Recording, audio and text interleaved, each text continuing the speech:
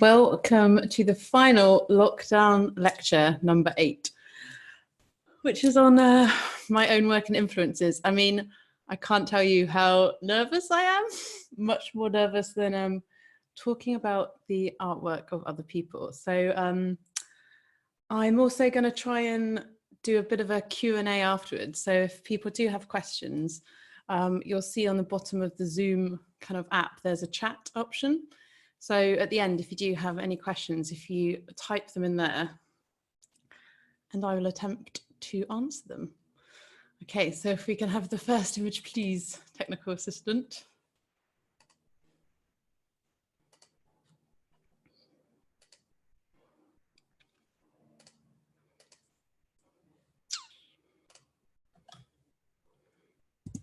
Okay, so this image is what I look at every day in the studio. So this is my pin board that's in the studio, and you may see those of you who have joined the last few lectures, there are a lot of images here that have appeared previously, and a lot of these images are from the National Gallery in London.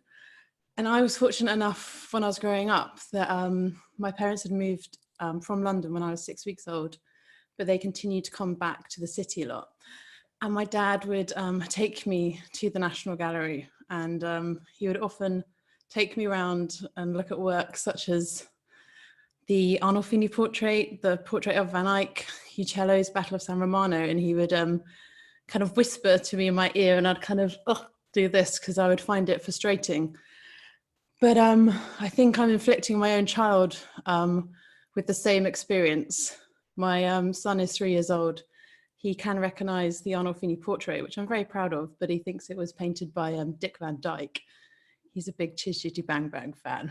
But anyway, so this is my pin board. And over the course of this lecture, I don't want to kind of make direct connections between these paintings and works of my own. I don't want it to make it kind of too self-conscious, because as many artists will know, kind of inspiration doesn't work exactly like that. But as I say, this is what I come to sit in front of each day I'm at the studio. And these images and many others repeat through my work, not necessarily in definitive manifestations, but they are all present. And I hope that I'm going to kind of explore that a little bit over the course of the next 45 minutes or so. So with my work, I return to the frame again and again. For me, the last 10 years, it's been a continuing preoccupation that the rectangle has appeared constantly within the work. The frame is something that focuses our vision, and it creates a conceptual space where kind of opportunities and ideas are endless. And so as soon as you create a frame within a space, that space has the possibility to contain many things. So I also hope that I'm going to try and rationalize my continual return to this kind of format. But to kind of start a little bit at the beginning. So I went to Edinburgh from 2002 to 2007. And when I was there, I was studying art history alongside fine art at the art school. So I was at the Edinburgh University and at the art school. And part of my university education was talking a lot about various paintings. And I remember being in a seminar, and I remember the tutor discussing this painting by Vermeer. And as often is the way in art history, much emphasis is placed on the value of symbolic objects. And this painting was spoken about in that way, analysing what each object might mean placed within the frame. And I remember some discussion about the white jug. And I remember thinking to myself, that white jug is there because it completely balances out the composition. It reflects the light from the windows. And if it wasn't there, then the whole kind of composition wouldn't work. But I was a shy student from Minehead, which is in West Somerset, and I went to a rural state school, and I was surrounded by a lot of privately educated students who were much more confident in kind of speaking in front of everyone about what they kind of thought about this painting. And I think my art history tutors in Edinburgh would probably be very surprised to discover that I am now kind of giving lectures and talking about art history, because I just didn't have the confidence back then to maybe raise the value of formal objects within painting rather than symbolic objects. It's the talent and the design of the artist to organize objects within the frame that work in terms of light, space, and color. It's not only what they mean, it's actually what they give and what they benefit the rest of the painting. So when I was at Edinburgh, I was making these types of paintings, and I spent a lot of time photographing architecture around Edinburgh. And if anyone knows the city, they'll know that in the winter, there is incredibly bright, crisp light, often early in the morning. And that kind of crisp light would give incredible definition to form. And Edinburgh is a very Gothic city. And so kind of contemporary architecture really stands out within the context of that city. I was also doing a course at the time called The Anxious City, which was kind of based on a book written by Richard Williams. And it talked very much about kind of postmodern ideas and about how kind of architecture had evolved and to become quite almost kind of brutal in its aesthetic. And this is actually the Harvey Nichols, which is on Moultrie's Walk in Edinburgh. I'm sure some of you will know it. And I also identified kind of other buildings within Edinburgh. This is the edge of the Parliament building. And these were buildings that were not particularly well thought of, especially the Parliament building. There was a kind of a lot of uproar for the aesthetic that the architect chose to employ. And this was my degree show. And these works were kind of based on photographs and were kind of various views of buildings, contemporary buildings within Edinburgh. And I kind of felt very confident about why I was doing this work. I felt that it was highlighting kind of postmodern architecture that a lot of other people had written off. As some of you may know, Prince Charles is a great kind of supporter of traditional architecture, of neoclassical architecture. And he kind of champions this above kind of more contemporary buildings, to the point where he's actually halted some buildings being built in London. And it also seemed quite fitting because when it was my degree show at Edinburgh, a new building within the art school opened at Evolution House, which was, as you can imagine, a modern, a contemporary building. And Prince Charles was asked to open this building, but he refused to open the building in the building itself, and instead decided to open it in the neoclassical Edinburgh School of Art building. So I felt that this was a kind of a really relevant topic, you know, the fact that he had been asked to open the new building but didn't actually support the architecture that it kind of used, and so wanted to open it in the neoclassical building. I worked directly from photographs when I was making these pieces, and as you can see, I kind of made these quite detailed drawings, and using mathematics scaled them up and fragmented them a little bit through the photographs I actually took, and then also kind of separating the image out, which you can see here. And through working so closely from photographs, this is actually the edge of the old John Lewis building in Edinburgh, which has since been demolished. But it was through making these paintings that I learned how to mix color, because I was mixing color that was had to be so kind of specific to the color I saw depicted in the photograph. It forced me to learn how to mix these particular hues, so I got it right. And the blue in this painting, I still think of this blue and would still like to achieve it, but I haven't done yet. So after Edinburgh, I had a year out working in a gallery, and then I ended up, luckily for me, in the Slade. And the Slade was a whole kind of different kettle of fish. It was a completely different atmosphere of experimentation. And the studios were just a kind of an explosion of various kind of different artistic practices. In my first year, I was up in the mezzanine and I was sandwiched between two other artists. I had Richard Forbes Hamilton on one side, who was making animation. And on the other side, I had Jane Wilton, who was making photography. Below me in the studio, I had Rob Phillips, who was making sculpture. And next to him was Gianni Notoriani, who was making still life paintings from a boat in a glass vessel, I think. So the Slade was fantastic because although I was in the painting department, people were making film, photography, and sculpture. And it felt incredibly experimental, and it completely broadened my mind. So I had arrived feeling quite confident about what I was doing.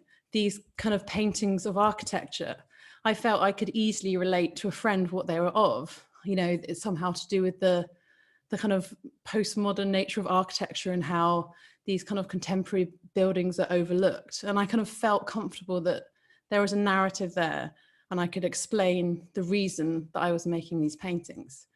But as I went to the Slade, I started there and Bruce McLean was in his final year as the head of painting. And I remember on the interim show of the year above me, the second years, and we were kind of one of the first weeks, we looked around their show. And I remember Bruce was just in a really bad mood, going around saying, that looks too much like art. That looks too much like art. And I thought, what the hell is he going on about?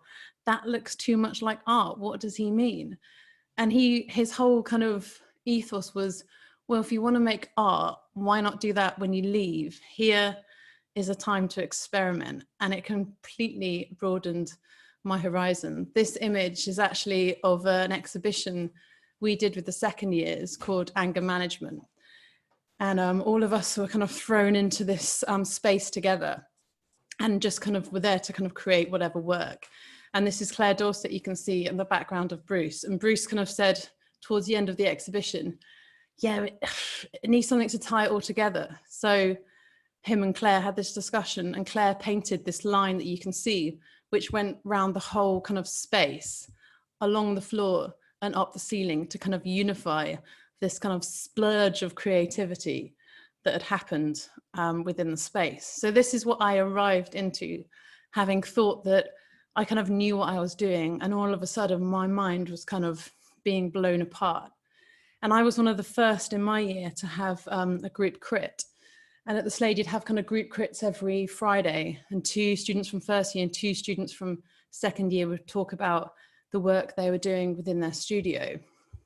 And this was the work I was making. So as you can see, kind of similar vein to what I was doing in Edinburgh. And like I said before, I felt quite confident about what I was doing and why I was doing it. And as the crit kind of continued, I quickly realized I didn't really know what I was doing. I remember a comment that really stuck with me is someone said, well, if you're working from photographs, why not just put them through Photoshop? Why bother kind of making the paintings? And I kind of thought, okay, good point. Like, this isn't really what my work's about.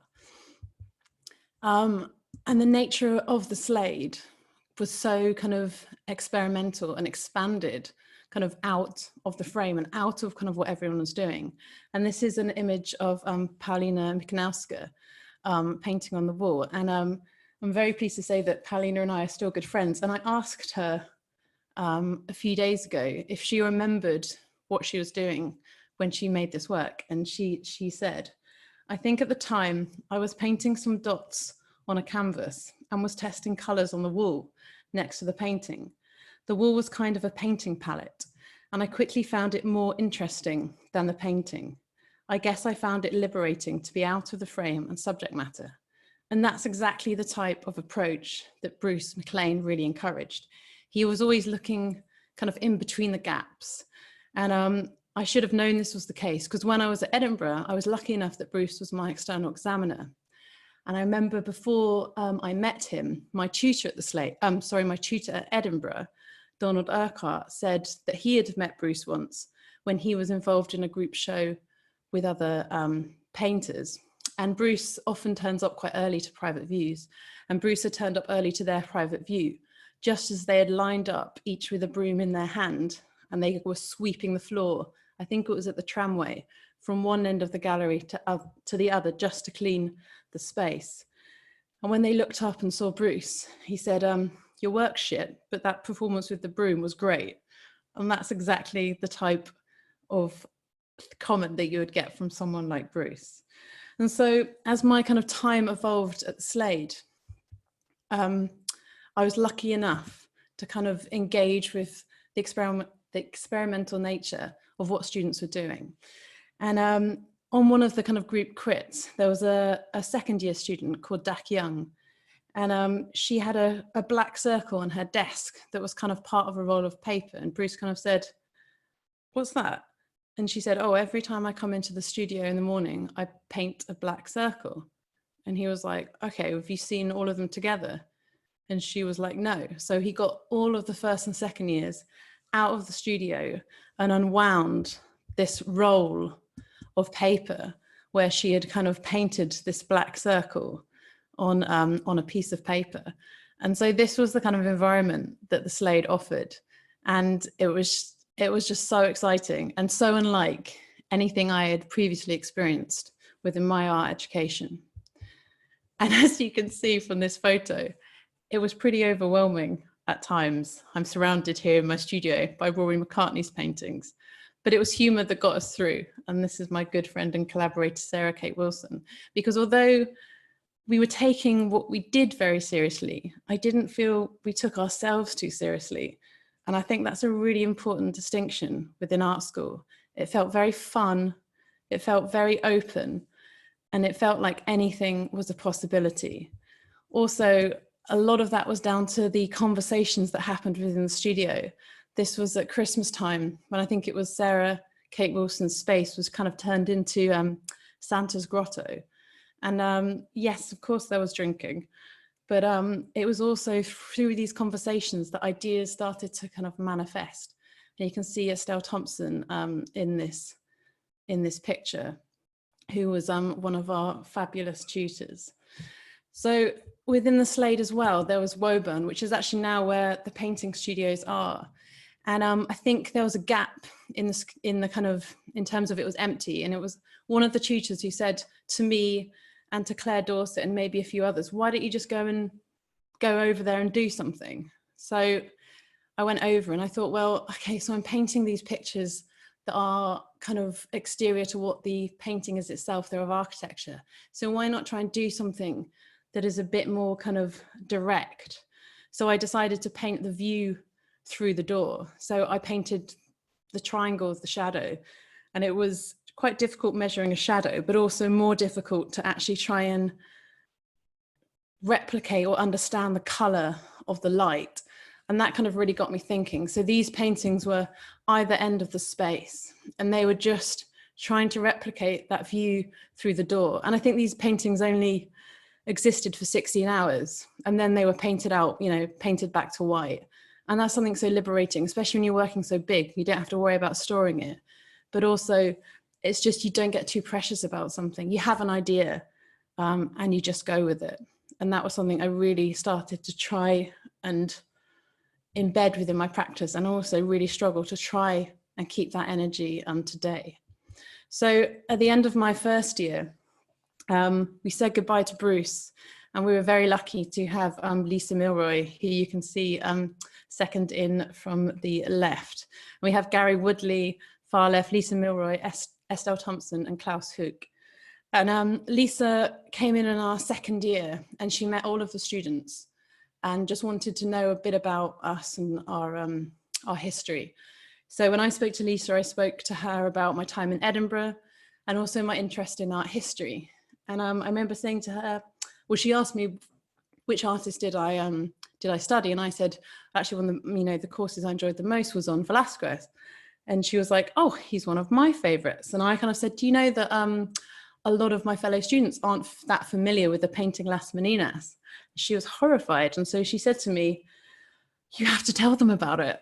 And I kind of thought, okay. So I ended up doing a talk to my fellow students in my final year with Lisa about the painting Las Meninas. And that led into the lecture series, which I've since been doing at the Slade, and which has since turned into these lockdown lectures. And she invited me back each year to talk about another painter. So it was that wonderful kind of openness at the Slade, whereas if there was a gap or someone didn't know something about it, well, you tell them about it and let's all kind of learn about it together. And I think I was so fortunate at that time to be taught by Bruce and to be taught by Lisa. and to also be surrounded by all the incredible artists that I was at the Slade with.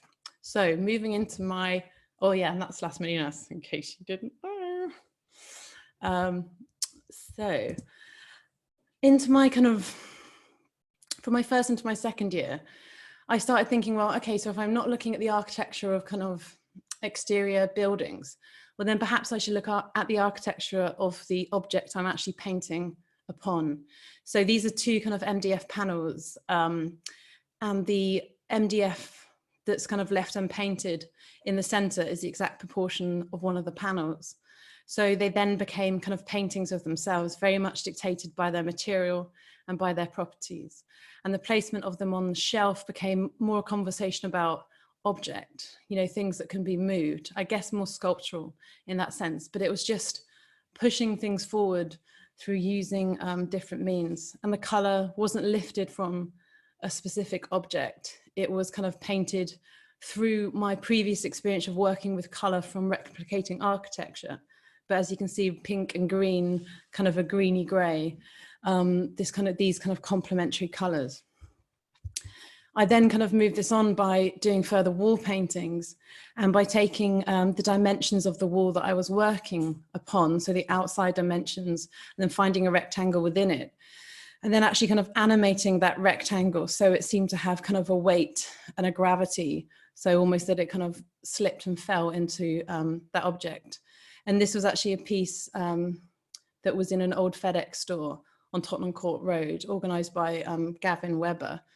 And it is kind of the colours of FedEx. And I guess if you're looking into it, you could say it's like an object within a box that could be posted. But I think that would be slipping back into that kind of way of talking about painting where you have to find meaning. But really, it was about form and colour, and it was about being site specific. This was another work that I made outside on the doors of it's at the back of the Royal College down in Battersea. And this was a space called Sunbed and organised by Gary Woodley. And in our final year, myself and Claire Dorset went down together and we kind of made these two works, unified by colour, but kind of very different sentiment. Claire's is kind of like a nonsensical design. And again, mine, this idea that this blue was kind of covering the white and it somehow slipped down to kind of reveal the beneath. And again, this was a project that lots of artists, lots of students did afterwards, and they were there for a short amount of time. And then you kind of just moved on to the next thing. So towards the end of the Slade, I wrote this as part of my statement. The subject matter is more accurately described as the way of working. The visual language used to convey the architecture of subject matter is the subject matter. The work is not conceived in order to gain a better understanding of how contemporary architecture and new urbanism is shaping our society. It is conceived in order to explore a visual mathematical language that is governed by logic and driven by a desire for an aesthetic balance. The architectural cage imposed by the artist prevented the development of subject matter, denying the formal elements the opportunity to form works of their own. So as my confidence grew, I realized that I didn't need to provide an anecdote for my work. I didn't need to invent a story or a narrative. Form and color within the frame was enough. And as I kind of continued in my practice, this was something I felt more and more confident about talking about. So I remember having the idea for this painting on the bus to the Slade. I remember thinking, it's enough just to put colour around the outside. That's enough. And, you know, often you talk about with artists, things can seem quite straightforward and quite simple. But actually, in order to get to that point where you feel that something quite pared down is enough, takes a long, long time. So I remember this work as a kind of a real revelation.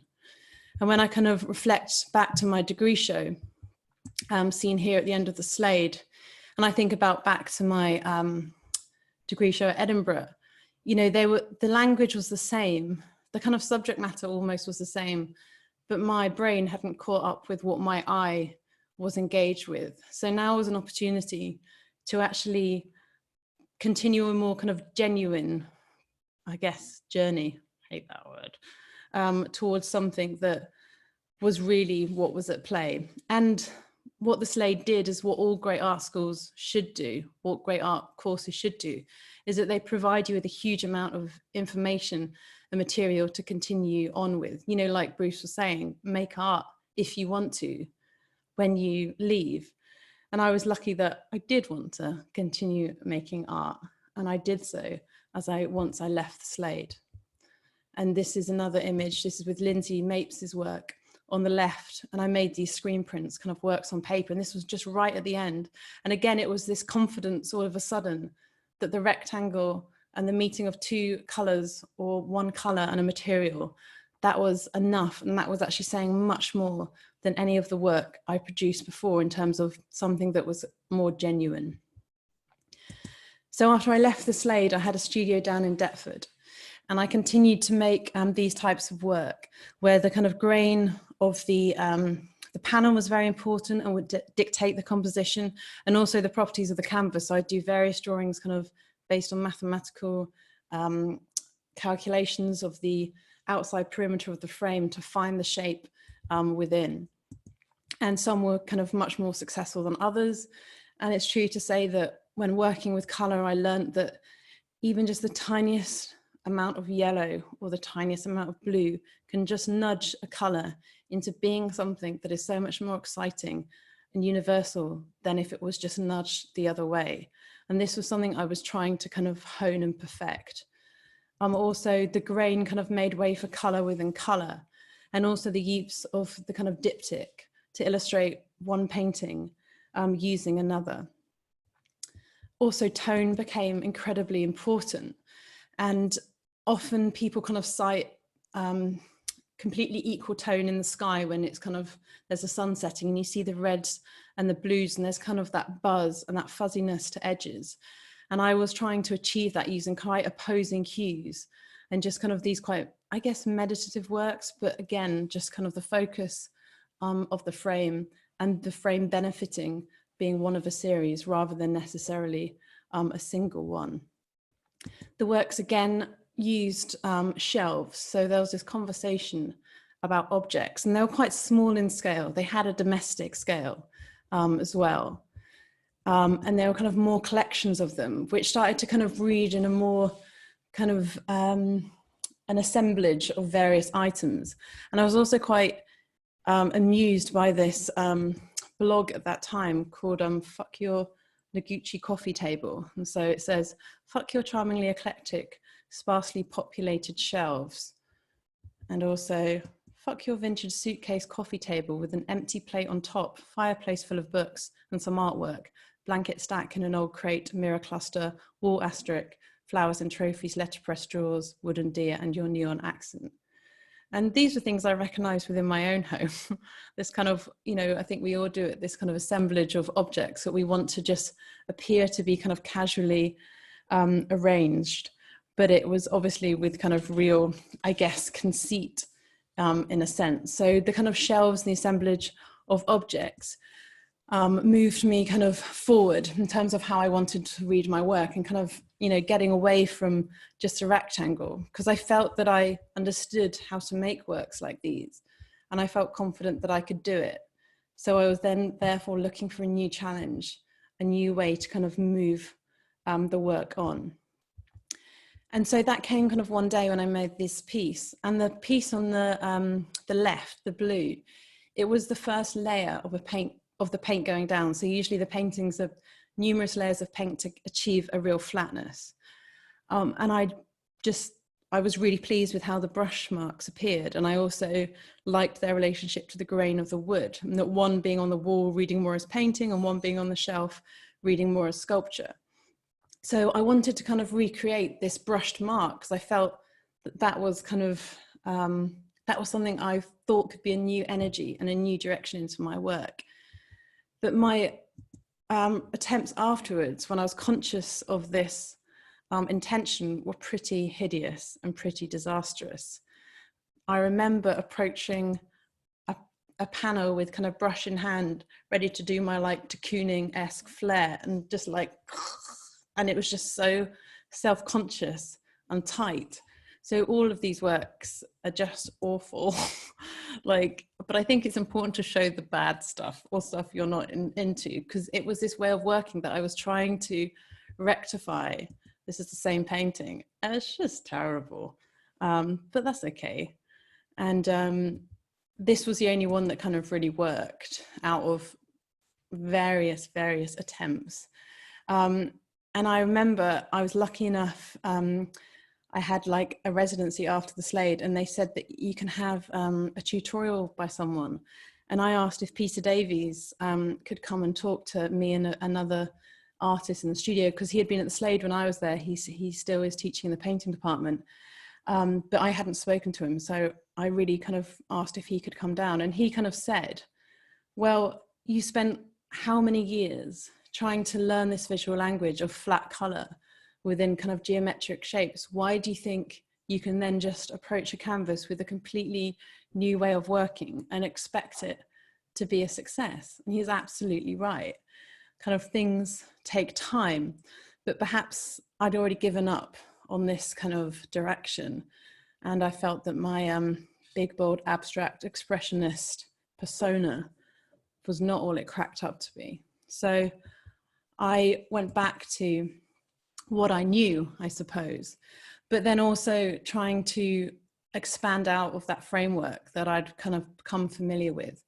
And so this work had a definite relationship to the ground, to the floor. And also my mum had said something to me. She said, you know what your works remind me of?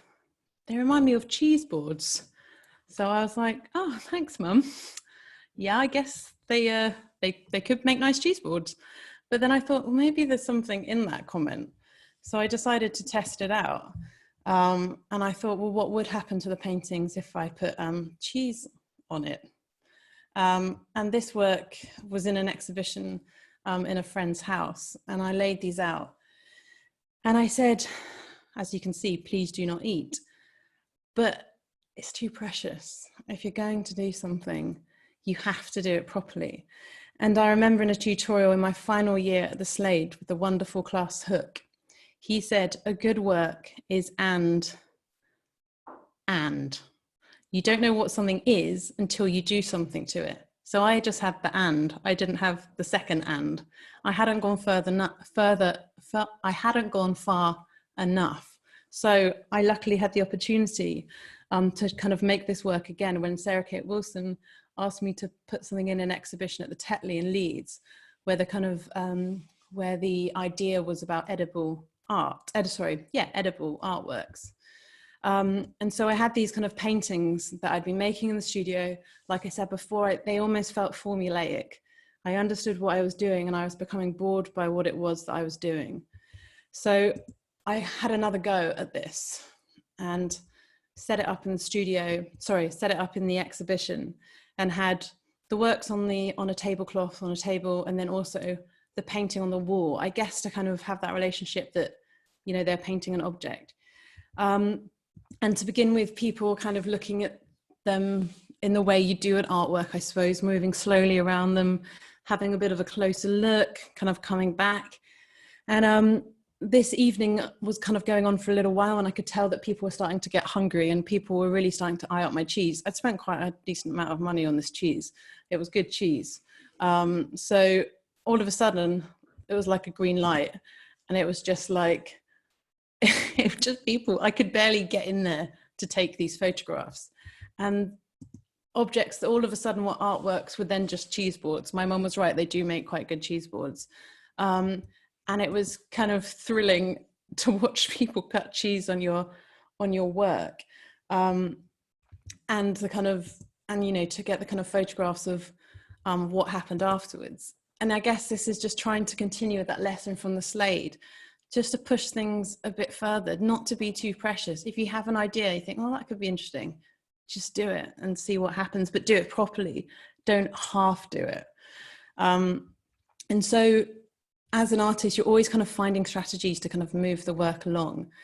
And one of those strategies was to work with two fellow Slade artists, Sarah Kate Wilson and Claire Dorset. And after we finished at the Slade, Sarah, Claire and I set up an artist collective called Leander Kate Louise, because we thought, well, nobody's probably going to show our work, so we should probably show it ourselves.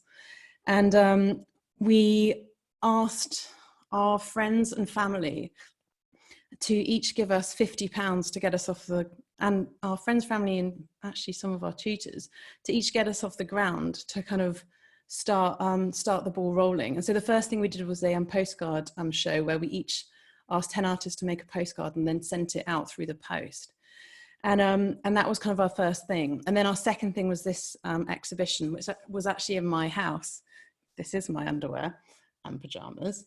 And we had kind of works that were shown within the house. This is Claire's painting on the back wall. And we invited people over for one day. This is Ian Hales's sculpture, which you can see in the garden. And we were incredibly surprised to find that people actually bought quite a lot of work. So I remember running out, why bother, to Ryman's to get red dots, because that's what you do if you sell a work, you put a red dot on it. And so I felt that was something that perhaps I should do.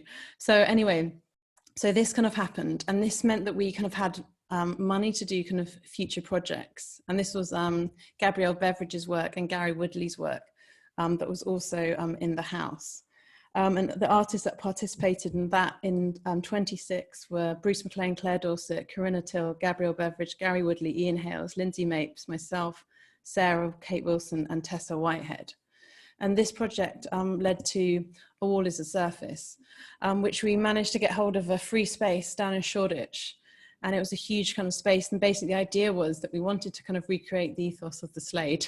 And so we just kind of came in and made work on the walls for a week, and then had it up for kind of a few days and then painted it all out again. And this is Tessa Whitehead making her piece, and Donal Maloney on the back wall. You can't see this, but Donal actually created a huge drawing of circles using the template of kind of a lid throughout the whole of the wall. This is Paulina Mikinowska's work, and also Richard Woods' work, who worked alongside each other in this space. You can see the finished work here. And kind of paintings evolved as they went within the wall. But everyone was rather polite. We thought that people might cross over, but they didn't. They kind of kept it separate. This is Sarah Kate Wilson's green pieces, Klaus Hook's work, the coloured film, Rob Eagles just behind the pillar, and Ian Hales's work as well. And this was the piece that I made. I was pleased with the one on the left-hand side. I tried to do something different, one on the right-hand side. It didn't work. Again, it doesn't matter. And we also had a kind of breakfast meeting within the exhibition. That was very much part of our time at the Slade. Klaus and Gary would have breakfast meetings at 8 till 10 a.m. on a Thursday morning, and just invite a speaker who would just talk about whatever it might be they want to talk about, or just talk to students. And here you can see Mel Gooding, Siobhan Davis there, Phoebe Unwin's in the background, Bruce McLean down in the foreground, and lots of the artists and fellow students within the show. So again, this kind of trying to keep this kind of sentiment going. Here's Tessa Whitehead's finished work, and Tessa actually nailed loads of nails into her drawing, which I think made her hand vibrate quite a lot. And she then had to fill all the holes. But as you can see, she's got some lovely help there from Rob Eagle. A lot of time being an artist is definitely spent filling holes and painting white walls. But hey, and this was the Martin Creed being painted over by a very excited Sarah as well. So as I say, we kind of continued this contact with Bruce. This is us in the studio with him as kind of part of LKL. And we kind of continued to show with our fellow students at the Slade and also artists. And this was a piece that I created alongside Gary Woodley called The First Room of Representation, Sunrise over Homerton. I really wanted to do something with colour, and Gary's kind of very much about organising kind of form through mathematical computer projections. So I just wanted to call it it was called Sunset over Homerton, because I knew he would hate the idea of a sunset. And also Gary is an artist who stopped putting colour in his work because people wanted to buy it.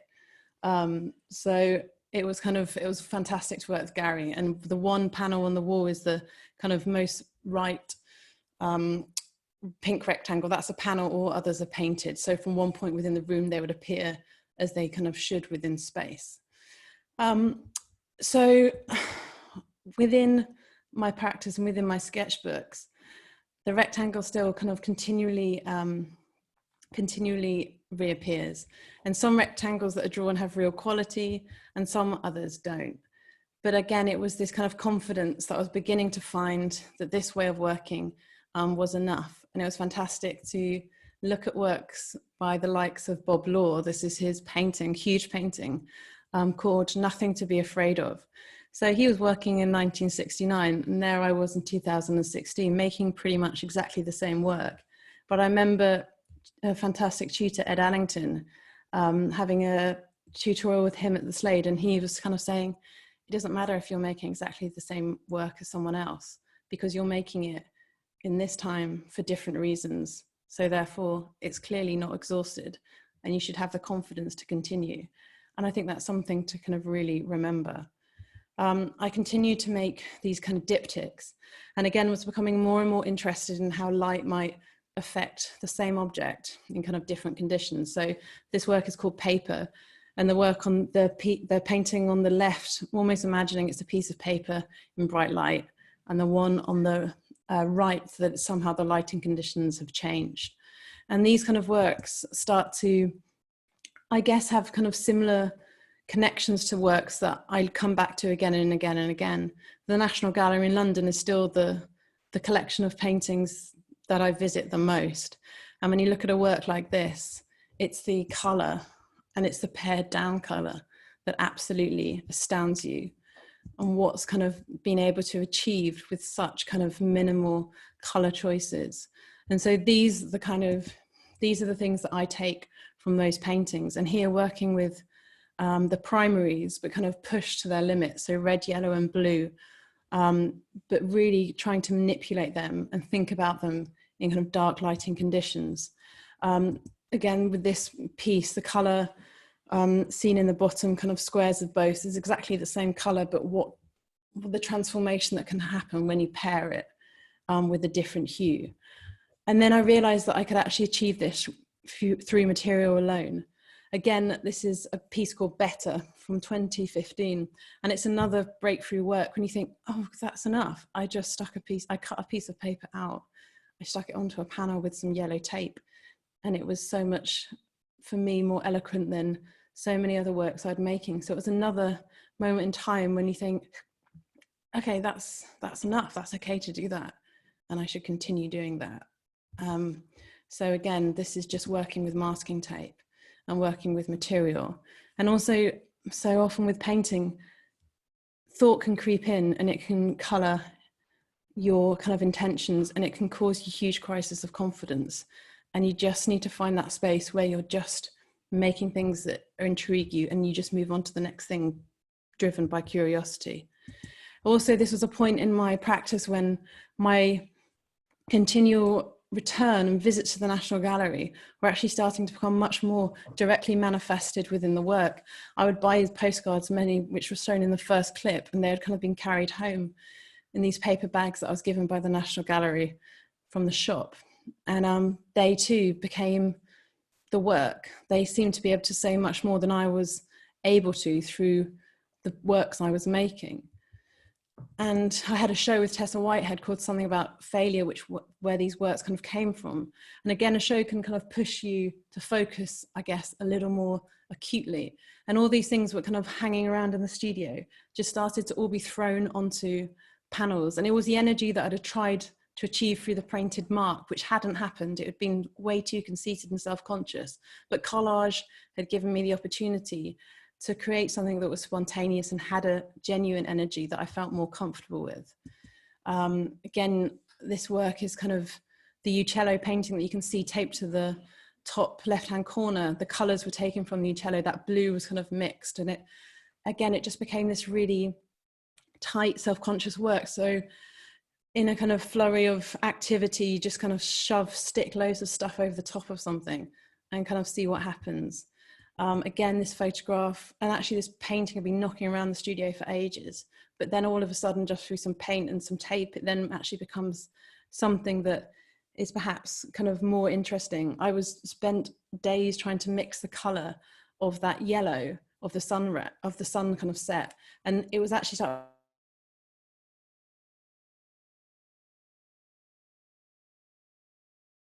of, and then we kind of got to there. And this piece was made for an exhibition with Slade students. I was an honorary research associate in Slade graduate painting, and at the end of my kind of appointment there, we organised an exhibition with students called Faith. And this work felt very much to do with faith, in terms of faith within an idea. Again, it is enough to stick a postcard onto a pre-prepared white panel. It felt that it did everything I wanted it to do in terms of colour, in terms of its relationship to the blank space within the panel, in terms of the cartellino on the bottom of the painting by Bellini, and also to the masking tape. What happens to a painting when it is reproduced within a postcard and it has this wet white frame around it, the space of him looking out into the kind of the whiteness. And actually this framing of this particular work felt it emphasized the color choices Bellini made that makes me return to this painting again and again and again. But it was nerve-wracking, and also you kind of lose confidence and also sometimes feel quite fraudulent when making a work like this. But I know why I made it, and I think it is a good work, and I need to have the confidence to stand behind that. And shortly after making that work, I had a child, and this was a work I made with tape after I had a positive pregnancy test. And I had a year out of the studio after I had my son. And I was quite kind of, I guess, curious as to what life would be like back in the studio. Did I want to return to making art? Was it something that was still important to me? What would I have to make? I feel that personally my work isn't emotional. It's not an illustration of my kind of inner self in that way. I know lots of artists do use their work as a kind of personal kind of exploration. I have never felt that. I didn't for 1 minute think I would go in painting pictures of babies. But what I did I did come in back into the studio with an energy and a kind of huge kind of level of production that hadn't been present for a long time. And I realized that what a lot of the work I was making was about looking at painting. When those of you who may have had or looked after a small child, a small baby, they're quite transportable. And I went to see lots of exhibitions, probably more so. And I think a lot of this came out within the work. And I made hundreds and hundreds of drawings on newsprint using these pastels. And it was brilliant. I wasn't making them for an exhibition. It was just pure exploration. And I kind of, on reflection now, is so desperate to try and keep this kind of energy, and it comes and goes within the studio. And that's just part of being an artist, and that's fine. And so many of that energy is always in my sketchbook, and these are the sketchbooks that are in my studio. I usually average 2 a year, but they're not something I feel comfortable about talking, just because they're just my own process. They are for me. And I have a friend who's asked her family that if she dies, that they destroy all of her sketchbooks. And I kind of understand why, because they are personal, not in the sense that you write a personal diary, but you may say or make things that you don't want to be questioned on. And I think sketchbooks are really important for that reason. So anyway, these drawings kind of reflected upon the past and maybe kind of art history as well, the kind of relationship to Western art and antiquity, and also, you know, looking at oneself, looking at paintings and looking very much within the frame. There was also just some liberating moments, you know, thinking about space between forms, very much thinking about gravity and this kind of idea of form becoming color. Again, going back to works like Piero and thinking about the distance between forms, the relationship between color, and looking at these paintings, and that's what you start to learn from them, not what they are of, but how they are using color and shape in this way? And how can you kind of learn from the lesson? Also works that I'd had knocking around in the studio, I started to reuse and kind of paint over. This was the same work from earlier. It was pretty hideous. But I was able to kind of reimagine it and reuse it. Again, like stuff just got kind of covered up, and they were done quite quickly. This was a painting that I actually made thinking, oh, I'll make one of those rectangle paintings. You know, one of the ones I made before where I do like a rectangle with a frame around it, because I'm not really good at those. And I made one and it was just really bad. And it reminded me, you can't just go back in and think you can make a certain type of painting. Like it takes ages to get the colors right. And that was a good lesson to remember as well.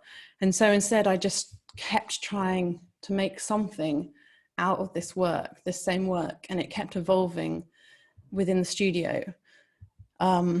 You know, various things were tried, and is when things get really hard and they become really kind of difficult, I guess, you know, you're on something. I really like that top bit with the green and pink tape. Never mind. And I just couldn't rectify it. But then this happened, and for whatever reason, I stopped there. And so you move on to the next thing.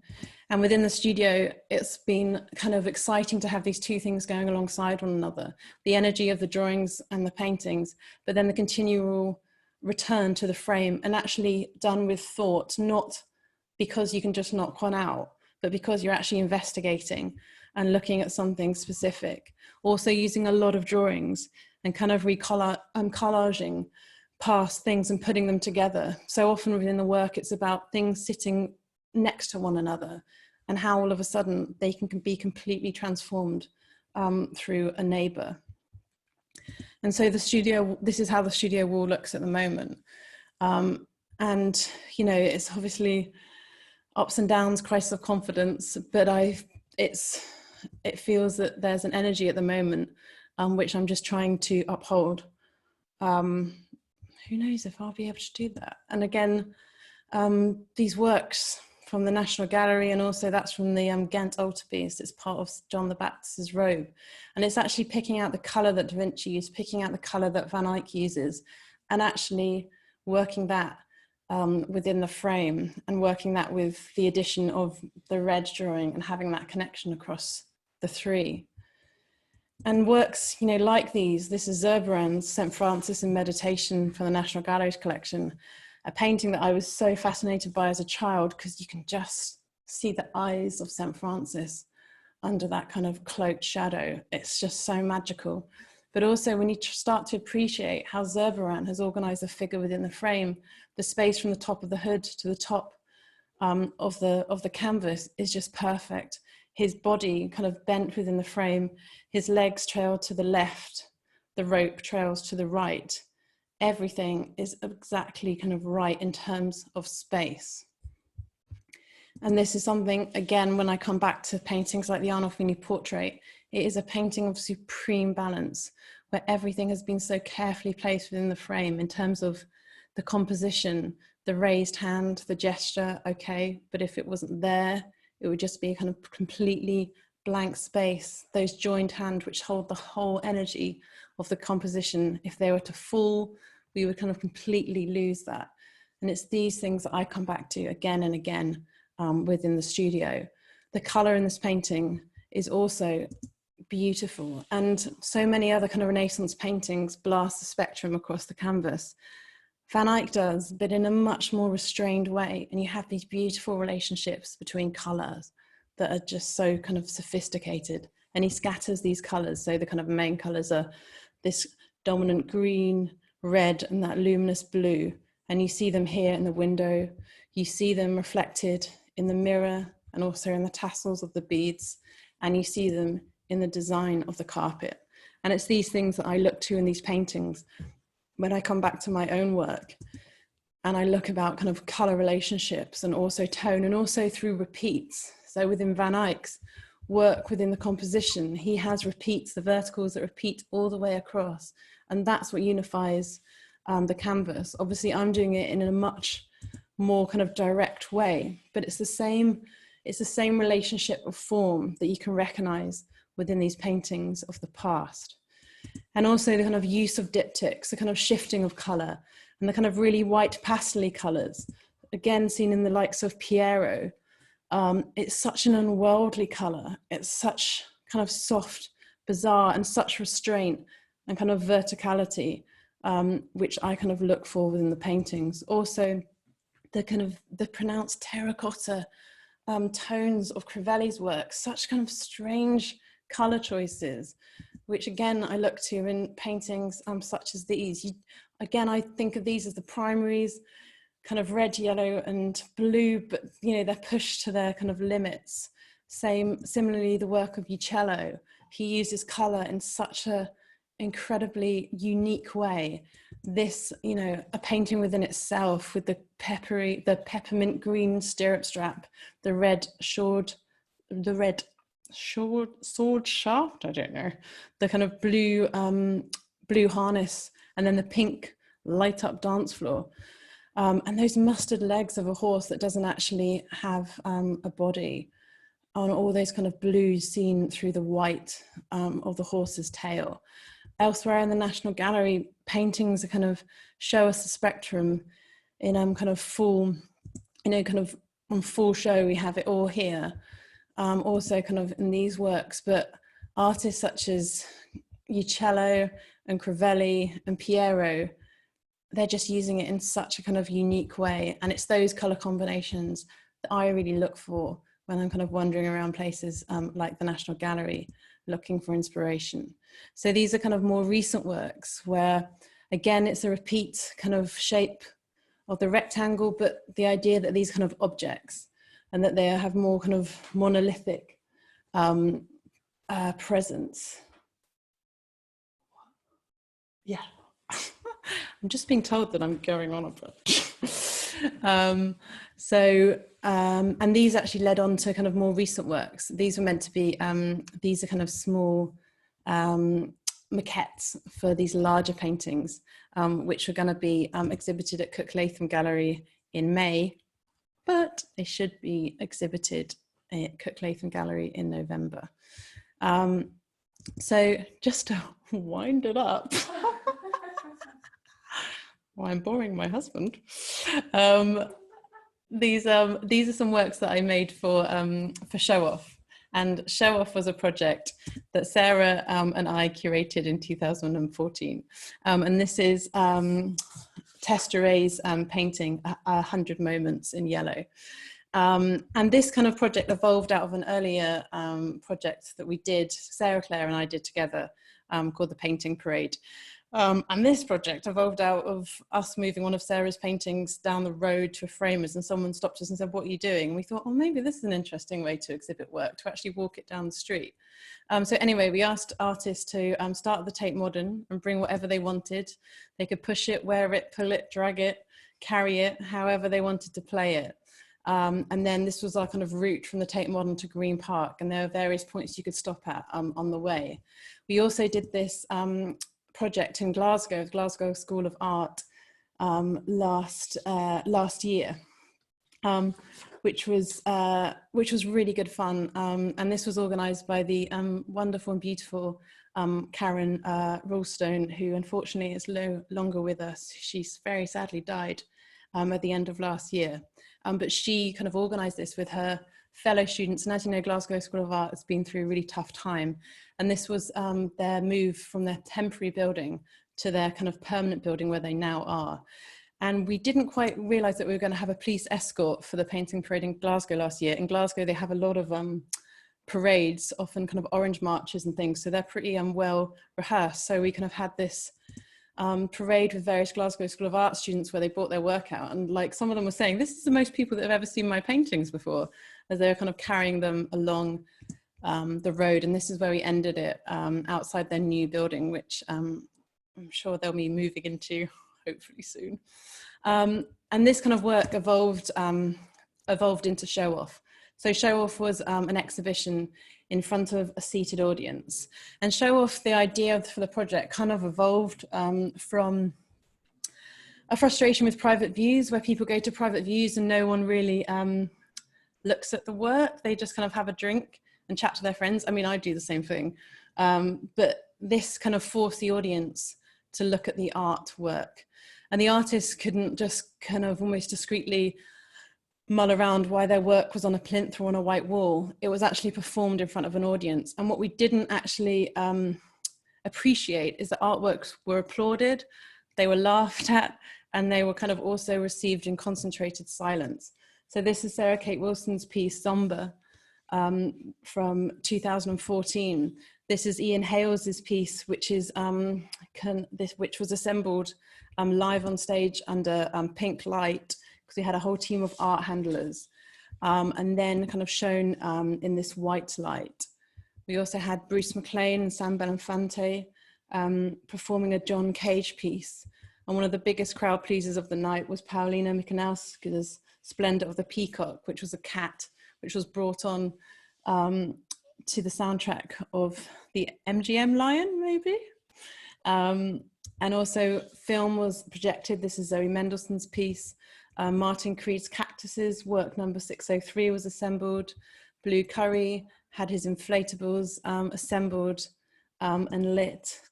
Mally Morris had her painting walked down a catwalk under a spotlight. Rose Wiley's painting was exhibited, and as the art handlers kind of hid behind it. And Phoebe Unwin made a piece called Sunbed, which was actually painted using UV paint. So when the UV lights were beneath it and it was revealed, it kind of glowed in the most magical way. And so this project was originally conceived and happened in 2014. And this was me doing my piece, which really didn't go very well. The idea was that I would kind of transform the blue by putting the paint on it, and it just didn't work. So I was incredibly excited to have another go this year. And so we did show off 2020 in March, just before lockdown. And we were very lucky to be hosted by Cook Latham Gallery down in Battersea, which is actually the original space that Show Off took place in back in 2014. So with some new artists and some artists before, we had the opportunity to try it again. And so this is me working with our fantastic art handlers who are from Camberwell School of Art, and from left to right, we have Helen, Rafaela, Molly, Stella, Oscar, and Luke. And they were just brilliant, and they moved all the artworks into place, and they also reconfigured the stage. And this is them kind of performing my piece for me, which kind of came on one at a time, and they flipped it around and they carried them off one by one. This was Tessa Whitehead's piece. Also, Tessa now lives in the Bahamas. Tessa's the kind of artist you want to work with, because you say, Tessa, do you think you can do something for Show Off 2020? It's going to be in like a month and a bit. And she's like, yeah, sure, I'll make a massive skeleton and I'll ship it over to you in this box, which I magnificently put together with masking tape and tied to the roof of my car. But it did arrive, and I think it's now been given to Extinction Rebellion. This is me assembling Gabrielle Beveridge's piece, Star Naked. And this is Rob Phillips's piece, Enkendu. Sorry, Rob, I'll probably pronounce that wrong. This is Sarah Kate Wilson's performance piece, Paul Barlow's painting, which was kind of moved around, Olivia Bax, his work. And also it's important to say that all these artists, like the kind of original iteration of Show Off, were just up for like handing over their work and it being manhandled and kind of moved in whichever way. Painting is so often static, and yet Paul's work was kind of moved within kind of the plinths of the stage. As I said, that's Olivia Bax's work, Boulder, and also Harminder Judge's Untitled Until the Earth is Removed from 2020. Kind of seen here as the art handlers hiding behind. And one of the important parts about Show Off as well was that there was no hierarchy kind of between artists. So within both iterations, we had students such as current students such as Harminder and also Paul were the RA. Then we also had them alongside the likes of Sir Anthony Caro, and this was his piece, a table piece, Humboldt, from 2003 to 2004. there was no kind of indication of who was coming next. This is so-and-so's piece, this is then so-and-so's piece. And it was just nice to kind of have that lack of hierarchy, which is so important for Sarah and I when we're kind of making these pieces together, that it's just it's an explorative way to make work. And it's also with working, you know, with other artists and working with Sarah, it's a way for me to test my own paintings and push things forward. So with Show Off 2020, we're really hoping that we can take this to a large institution. And there is a film that I wanted to show you tonight, but Zoom, I've reached the kind of capacity in terms of what Zoom can do. It just juddered, so I can't show you the film to really give you an essence of what Show Off is. But we are going to kind of premiere it in a few weeks' time, so I would definitely let you know about that. So kind of just to conclude, so many of these kind of various experiences and other artists and collaborations are kind of used by myself, I guess, to move things forward, to kind of keep discovering and to kind of find curiosity. And oh yeah, I should say that's everybody who was in Show Off 2020 and 2014. I shouldn't say 2015. So working with all these kind of various people, it's such a kind of a pleasure and a privilege. And it just keeps you kind of creating, because it sets new challenges and it stops you from being complacent, even though you have various kind of crises of confidence. And as you all know, we've been in lockdown now for over 2 months. And since I've been in lockdown, I've filled 2.5 sketchbooks. And this is just a page from a sketchbook. And I guess I just wanted to end on this, because I'm not quite sure what this is. I'm not quite sure what a lot of the drawings in the sketchbooks are. Maybe they'll lead to paintings, maybe they'll lead to collages, maybe not, I don't know. It's not really important what they are, it's just important to do them. And I think that's what I try to remember as an artist myself. So I think I should stop there. Thank you. Sorry if that was a bit long.